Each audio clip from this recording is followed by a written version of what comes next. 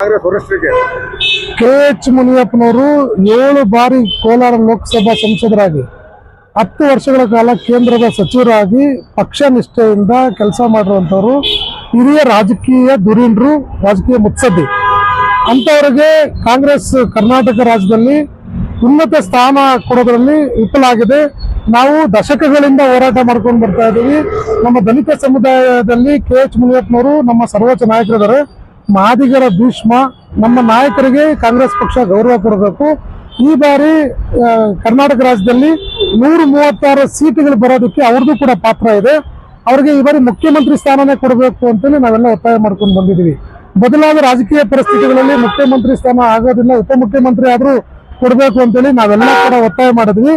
ಆದ್ರೆ ಉಪಮುಖ್ಯಮಂತ್ರಿನೂ ಕೂಡ ನಮಗೆ ಕೊಡದೆ ಕರ್ನಾಟಕ ರಾಜ್ಯದಲ್ಲಿ ಅತಿ ಹೆಚ್ಚು ಜನಸಂಖ್ಯೆ ಇರುವಂತ ಪರಿಶಿಷ್ಟ ಜಾತಿಗಳಲ್ಲಿ 101 ಜಾತಿಗಳಲ್ಲಿ ಅತಿ ಹೆಚ್ಚು ಜನಸಂಖ್ಯೆ ಇರುವಂತವರು ಮಾದಿಗರು ನಮಗೆ ಅವಮಾನ ಮಾಡಿದ್ದಾರೆ.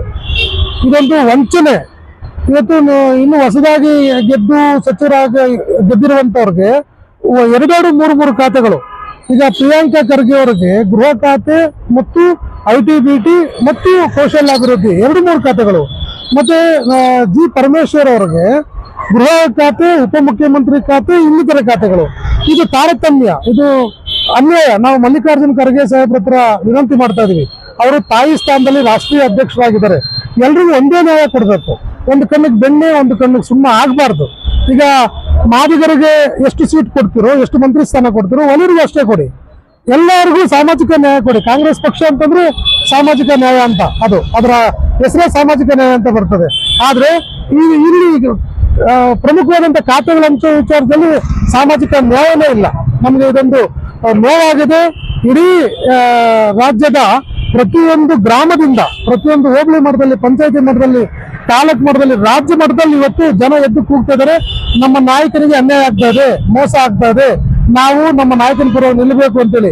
ಇದೇನಾದ್ರೂ KH ಮುನಿಯಪ್ಪ ಸಾಹೇಬರಿಗೆ ಏನಾದ್ರೂ ಉನ್ನತವಾದಂತ ಹುದ್ದೆ, ಸಮಾಜ ಕಲ್ಯಾಣ ಇಲಾಖೆ, ಗ್ರಾಮೀಣಾಭಿವೃದ್ಧಿ ಇಲಾಖೆ ಅಥವಾ ಕಂದಾಯ ಇಲಾಖೆಗಳಂತ, ನಗರಾಭಿವೃದ್ಧಿ ಇಲಾಖೆಗಳಂತ ಉನ್ನತ ಪ್ರಮುಖ ಖಾತೆಗಳು ಕೊಡಲಿಲ್ಲ ಅಂತಂದ್ರೆ 2028ರ ಚುನಾವಣೆಯಲ್ಲಿ ಕಾಂಗ್ರೆಸ್ಗೆ ಬಹಳ ದೊಡ್ಡ ನಷ್ಟ ಆಗ್ತದೆ. ಉಪಮುಖ್ಯಮಂತ್ರಿನೂ ಕೊಟ್ಟಿಲ್ಲ, ಉನ್ನತ ಸ್ಥಾನನೂ ಕೊಟ್ಟಿಲ್ಲ ಅಂತಂದ್ರೆ ಇಡೀ ಸಮಾಜ ಆಕ್ರೋಶ ವ್ಯಕ್ತಪಡಿಸ್ತದೆ. ಇವತ್ತು ಬೆಳಗ್ಗೆಯಿಂದಲೂ ಎಲ್ಲ ಕಡೆ ಪ್ರತಿಭಟನೆ ನಡೀತಾ ಇದೆ. ಇದೆಲ್ಲನೂ ಕೂಡ ಆಕ್ರೋಶಗೊಂಡು, ಸ್ಫೋಟಗೊಂಡು ಬೆಂಗಳೂರಿಗೆ ಏನಾದ್ರು ಬಂತಂದ್ರೆ ಬಹಳ ದೊಡ್ಡ ಮಟ್ಟದಲ್ಲಿ ಹಾನಿ ಆಗ್ತದೆ. ಒಂದು ಕೆಟ್ಟ ಸಂದೇಶ ಇಡೀ ರಾಜ್ಯಕ್ಕೆ ಹೋಗ್ತದೆ. ಅದಕ್ಕೆ ನಾವೆಲ್ಲರೂ ಕೂಡ ಒಕ್ಕೂರಿನಿಂದ ಒತ್ತಾಯ ಮಾಡ್ತಾ ಇದೀವಿ. KH ಮುನಿಯಪ್ಪನವರಿಗೆ ಇನ್ನೂ ಕಾಲಾವಕಾಶ ಇದೆ.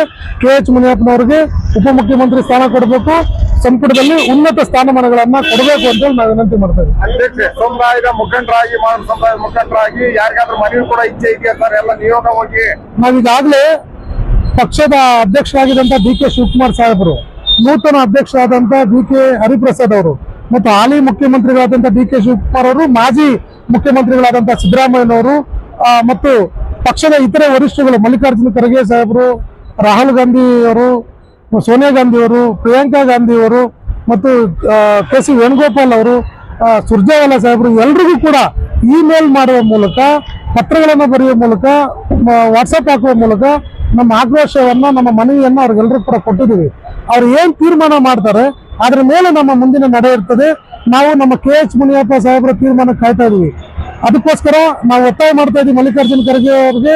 ಅವರು ಎರಡೊಂದು ಬಗೆಯದ್ ಬೇಡ, ಎಲ್ರಿಗೂ ಒಂದೇ ದಾರಿಯಲ್ಲಿ ನೋಡಿ. ಎಲ್ಲ ಮಕ್ಕಳು ಸೌತಿ ಮಕ್ಕಳ ತರ ನೋಡ್ಬೇಡಿ, ಬೇರೆ ತರ ನೋಡ್ಬೇಡಿ.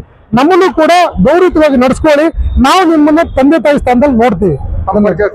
ನಾನು BK ಶಿವಪ್ಪ, ಕರ್ನಾಟಕ ಮಾದಾರ